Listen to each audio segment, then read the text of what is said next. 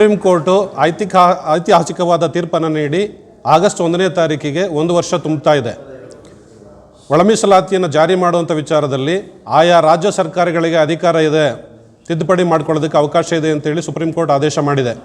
ಅದಾದ ನಂತರದಲ್ಲಿ ಸರ್ಕಾರ ಯಾವುದೇ ಪ್ರಯತ್ನಗಳನ್ನು ಮಾಡದೇ ಇದ್ದಾಗ ನಮ್ಮ ಸಮುದಾಯ ಎಲ್ಲ ಸಂಘಟನೆಗಳ ಜೊತೆ ಒಗ್ಗೂಡಿ ಒಂದೇ ವೇದಿಕೆಯಲ್ಲಿ ಹೋರಾಟವನ್ನು ರೂಪಿಸಿ ಅದನ್ನು ಹೋರಾಟ ಮಾಡ್ತೀವಿ. ಹೋರಾಟ ಮಾಡಿದಾದ ನಂತರದಲ್ಲಿ ಸರ್ಕಾರ ನ್ಯಾಯಮೂರ್ತಿ ನಾಗಮೋಹನ್ ದಾಸ್ ಆಯೋಗವನ್ನು ರಚನೆ ಮಾಡುತ್ತೆ. ನ್ಯಾಯಮೂರ್ತಿ ನಾಗಮೋಹನ್ ದಾಸ್ ಆಯೋಗ ರಚನೆ ಆದ ಮೇಲೆ ಸಮೀಕ್ಷೆ ಮಾಡುತ್ತೆ. ಸಮೀಕ್ಷೆಯಲ್ಲಿ ನಮ್ಮ ಸಮುದಾಯ ಸಕ್ರಿಯವಾಗಿ ಭಾಗವಹಿಸಿದೆ. ಅದಾದ ನಂತರದಲ್ಲಿ ಇದುವರೆಗೂ ಕೂಡ ಸರ್ಕಾರ ಆಗಲಿ ಅಥವಾ ನಾಗಮೋಹನ್ ದಾಸ್ ಅವರಾಗಲಿ ಯಾವುದೇ ವಿಷಯವನ್ನು ಮಾತಾಡ್ತಾ ಇಲ್ಲ. ವರದಿ ಏನಾಗಿದೆ ಅನ್ನೋದ್ರ ಬಗ್ಗೆ ಎಲ್ಲೂ ಕೂಡ ಚಕಾರ ಎತ್ತಿಲ್ಲ, ಹೇಳಿಕೆಗಳನ್ನು ಬಿಡುಗಡೆ ಮಾಡಿಲ್ಲ, ಸುಮ್ಮನೆ ಕೂತಿದ್ದಾರೆ ಸರ್ಕಾರ. ಇದರ ಉದ್ದೇಶ ಏನು, ಯಾಕೆ ಇಷ್ಟು ಸಮಯ ತಗೊಳ್ತಾ ಇದ್ದಾರೆ ಅನ್ನೋದಕ್ಕಾದ್ರೂ ಅವರು ಕಾರಣ ಹೇಳಬೇಕಾಗಿತ್ತು, ಆದರೆ ಹೇಳ್ತಾ ಇಲ್ಲ. ಇದೆಲ್ಲದರ ನಡುವೆ ಏನು ಹಿಂದೆ ನಮ್ಮ ಸದಾಶಿವ ಆಯೋಗದ ವರದಿ ಇತ್ತು, ಅದರಲ್ಲಿ ಕೊಟ್ಟಂಥ ಅಂಕಿಅಂಶಗಳು ಬಲಗೈ ಸಮುದಾಯಕ್ಕೆ 5.5%, ಎಡಗೈ ಸಮುದಾಯಕ್ಕೆ 6.5% ಇದೆ ಅಂತೇಳಿ ಒಂದು ವರದಿ ಅವ್ರು ಕೊಟ್ಟಿದ್ದರು. ಆದರೆ ಇತ್ತೀಚೆಗೆ ನಮಗೆ ಬಂದಿರೋ ಮಾಹಿತಿ ಪ್ರಕಾರ ಸರ್ಕಾರ ಎರಡೂ ಸಮುದಾಯಗಳಿಗೆ 5.5% ಸಮನಾಗಿ ಹಂಚಿಕೆ ಮಾಡಬೇಕು ಅನ್ನೋ ತೀರ್ಮಾನಕ್ಕೆ ಬಂದಿದ್ದಾರೆ ಅಂತೇಳಿ ನಮಗೆ ಗೊತ್ತಾಗಿದೆ. ಹಂಗೆ ಅವರು ಸಮಾನವಾಗಿ ಹಂಚಿಕೆ ಮಾಡೋದಕ್ಕೆ ಬರೋದಾದರೆ ನ್ಯಾಯಮೂರ್ತಿ ನಾಗಮೋಹನ್ ದಾಸ್ ಆಯೋಗವನ್ನು ರಚನೆ ಮಾಡುವಂಥ ಅವಶ್ಯಕತೆ ಏನಿತ್ತು, ಸಮೀಕ್ಷೆಗಾಗಿ ಅಷ್ಟು ದುಡ್ಡನ್ನು ವೆಚ್ಚ ಮಾಡುವಂಥ ಅಗತ್ಯ ಏನಿತ್ತು? ಕಣ್ಮುಚ್ಕೊಂಡು ಹಿಂದೆ ಇದ್ದಂಥ ಡೇಟಾವನ್ನು ಎಲ್ಲ ತಗೊಂಡು ಅದನ್ನು ಪರಿಶೀಲನೆ ಮಾಡಿ ನೇರವಾಗಿ ಇಷ್ಟೊತ್ತಿಗಾಗಲೇ ಜಾರಿ ಮಾಡ್ಬೋದಾಗಿತ್ತು, ಒಳ ಮೀಸಲಾತಿಯನ್ನು ಜಾರಿ ಮಾಡ್ಬೋದಿತ್ತು.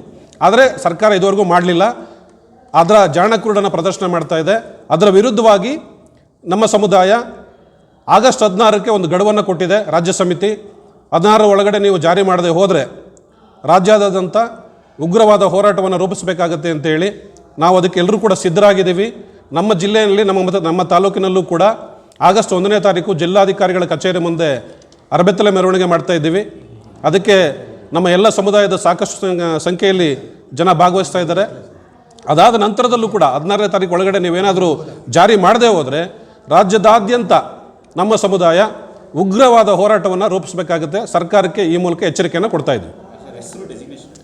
ನಾಗರಾಜು ರಾಜಘಟ್ಟ ಕಾಂತರಾಜು ಅಂತೇಳಿ ವಕೀಲರು, ಕರ್ನಾಟಕ ಮಾದಾರ ಮಹಾಸಭಾದ ಸಂಚಾಲಕರಾಗಿ ನಾವು ಕಾರ್ಯನಿರ್ವಹಿಸ್ತಾ ಇದ್ದೀವಿ. ಇವತ್ತಿಂದ ನಾವು ಮಾಧ್ಯಮ ಮಿತ್ರರ ಮುಖೇನ ಇಡೀ ನಮ್ಮ ಸಮಾಜದ ಪರವಾಗಿ ಒಳ ಮೀಸಲಾತಿಯನ್ನು ಕುರಿತು ಆಗಸ್ಟ್ 1ನೇ ತಾರೀಕು ಜಿಲ್ಲಾಡಳಿತದ ಭವನದ ಮುಂಭಾಗದಲ್ಲಿ ಅರಬೆತ್ತಲೆ ಹೋರಾಟ ಹಮ್ಮಿಕೊಂಡಿದ್ದೀವಿ. ಕಾರಣ ಆದರೂ ಇಷ್ಟೇ, ಸರ್ವೋಚ್ಚ ನ್ಯಾಯಾಲಯದ ಆದೇಶದಂತೆ ಒಳ ಮೀಸಲಾತಿನ ರಾಜ್ಯ ಸರ್ಕಾರ ಜಾರಿ ಮಾಡಿಕೊಡ್ಬೇಕು. ಹಾಗೆ ಸರ್ಕಾರಿ ನೌಕರರಿಗೆ ಮುಂಬಡ್ತಿಯನ್ನು ತಡಿಬೇಕು. ಈ ಒಂದು ಒಳ ಮೀಸಲಾತಿ ಜಾರಿ ಆಗುವವರೆಗೂ ಸಹ ಈ ಮುಂಬಡ್ತಿಯನ್ನು ತಡಿಬೇಕು ಅಂತೇಳಿ ನಾವು ರಾಜ್ಯ ಸರ್ಕಾರನ ಬಹಳ ಕಟ್ಟುನಿಟ್ಟಾಗಿ ಅವರ ಹತ್ರ ನಾವು ಪ್ರಾರ್ಥನೆ ಮಾಡ್ತೇವೆ.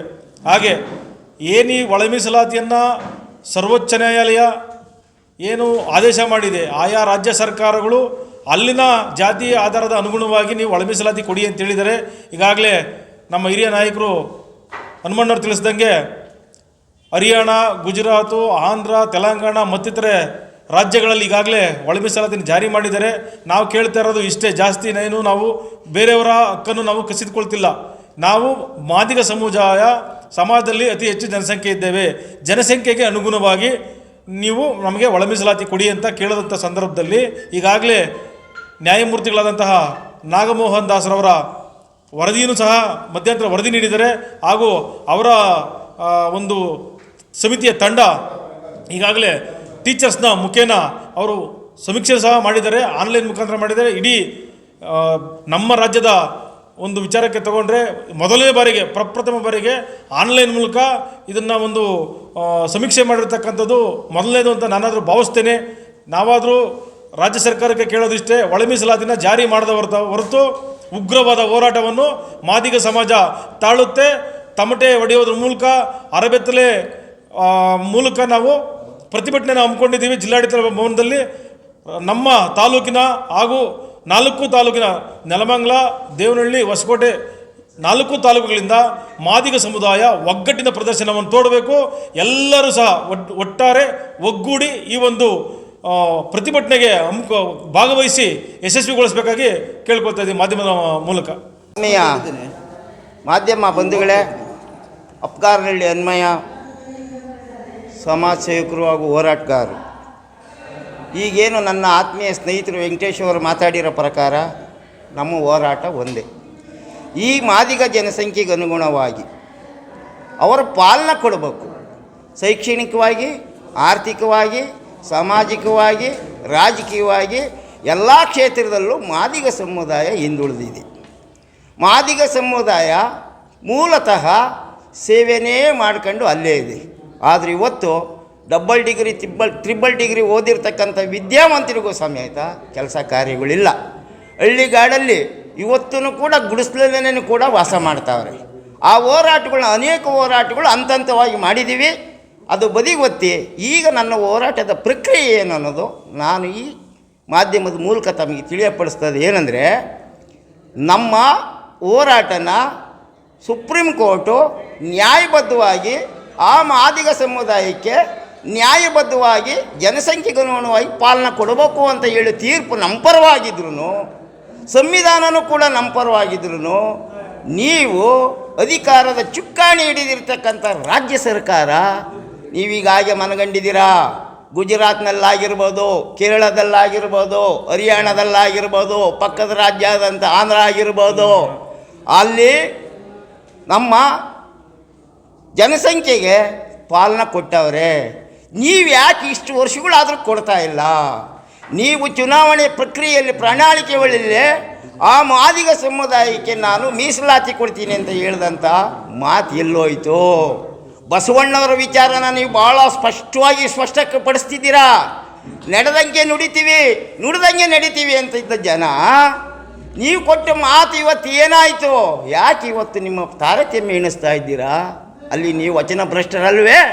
ಇದು ನನ್ನ ಪ್ರಶ್ನೆ ಹಾಕ್ಬೇಕತ್ತಮ್ಮಿ ಬೇಡವ? ಆದರೆ ನೀವು ಕಿವಿಯಿಂದ ಕೆಲಸನ, ಸರ್ಕಾರ ಕಿವಿಯಿಂದ ಕೆಲಸನ ಈ ಮಾದಿಗ ಸಮುದಾಯ ಚಳುವಳಿ ಮುಖಾಂತರ ನಿಮಗೆ ಎಚ್ಚರಿಸ್ತದೆ. ನಿದ್ದೆ ಹೋಗಿರೋರನ್ನ ಹೋರಾಟದ ಮೂಲಕ ತಮಟೆ, ಇವರ ಮೂಲತಃ ಕಸುಬು ತಮಟೆ, ಆ ತಮಟೆ ಧ್ವನಿ ವಿಧಾನಸೌಧಕ್ಕೂ ಕೇಳಿಸುತ್ತೆ, ಕೇಂದ್ರ ಸರ್ಕಾರಕ್ಕೂ ಕೇಳಿಸುತ್ತೆ, ನಿಮ್ಮ ಕಿವಿಗೂ ಕೇಳಿಸುತ್ತೆ ಅವ್ರ ನೋವು. ಈ ನೋವು ಯಾವತ್ತು ಕೇಳಿಸ್ತದೆ ಅಂದರೆ, ಆಗಸ್ಟ್ 1ನೇ ತಾರೀಕು ಚಪ್ಪರಕಲ್ಲು ಬೀರ್ಸಲದ ಜಿಲ್ಲಾಧಿಕಾರಿಗಳ ಕಚೇರಿ ಮುಂದೆ 4 ತಾಲೂಕು ಬೆಂಗಳೂರು ಗ್ರಾಮಾಂತರ ಜಿಲ್ಲೆಯ ಎಲ್ಲ ಪಕ್ಷಾತೀತವಾಗಿ ಎಲ್ಲ ಸಾಮಾಜಿಕ ಹೋರಾಟಗಾರರು, ಸಾಮಾಜಿಕ ಚಿಂತಕರು, ಪ್ರಗತಿಪರರು, ಮಾಧ್ಯಮದವರು ಸಮೇತ ಈ ಕಾರ್ಯಕ್ರಮಕ್ಕೆ ಭಾಗವಹಿಸ್ತಾರೆ.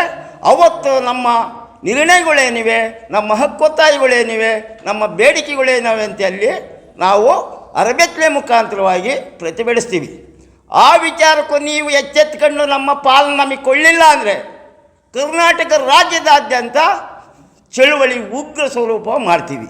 ಇದು ಹೋರಾಟ, ನಮ್ಮ ಸಂವಿಧಾನಬದ್ಧ ಹಕ್ಕು, ನಮ್ಮ ಹಕ್ಕು.